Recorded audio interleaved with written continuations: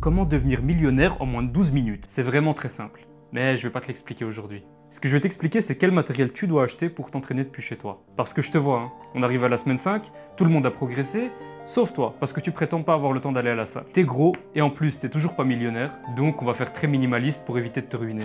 1. Les élastiques. Ça peut déjà suffire si t'es très débutant, tu peux commencer à t'entraîner et à sérieusement progresser grâce à ça. En plus, c'est super utile pour bien échauffer tes articulations. 2. Les haltères modulables. Je pense notamment à celles de chez Decathlon. Ne prends pas des haltères simples où tu vas rester bloqué au même poids. Là, c'est 7,5 kg. Et puis au fur et à mesure du temps, tu auras besoin de plus en plus lourd. Donc tu auras besoin de te racheter de nouvelles paires. Ça prend trop de place et ça coûte trop cher. Donc, haltères modulables obligatoires. Oui, mais lesquelles d'haltères modulables? En fait, il y en a deux versions. Il y a les bonnes et celles designées par des haltères définis. Perso, je te déconseille celles designées par des haltères définis. Pourquoi? Parce que le stop disc, il est en plastique et il supporte pas une charge de plus de 7 kg quand tu le tiens à la verticale. Et en plus de ça, il se détériore avec le temps. Donc un beau jour, tu te retrouves comme moi, avec les disques qui décident de tous accélérer à une grande vitesse en direction de ton gros orteil et gentiment s'y empiler alors que tu n'avais rien demandé à personne. Alors que l'autre type d'haltère, justement, c'est en métal, c'est solide, ça tient bien, ça bougera pas. Donc tu prends les haltères avec la barre filetée. Là, c'est cool, t'es déjà bien équipé, puis si tu deviens trop balèze pour tes haltères un jour, tu te rachètes des disques plus lourds, et t'as pas besoin de racheter des haltères à chaque fois. C'est vraiment un super système.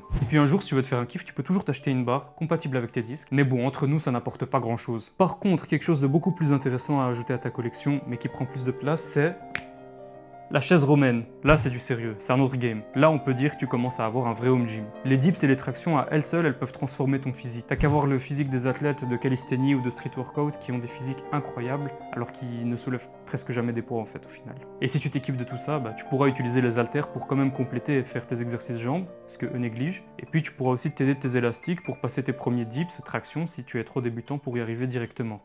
Voilà tout. J'ai généralisé le sujet pour que ça rentre dans ce format short, mais si t'as une question, hésite vraiment pas. Écris-moi un commentaire, je serai ravi d'y répondre. T'inquiète, je suis un puits de connaissances, une encyclopédie humaine, donc j'ai réponse à toutes tes questions. Même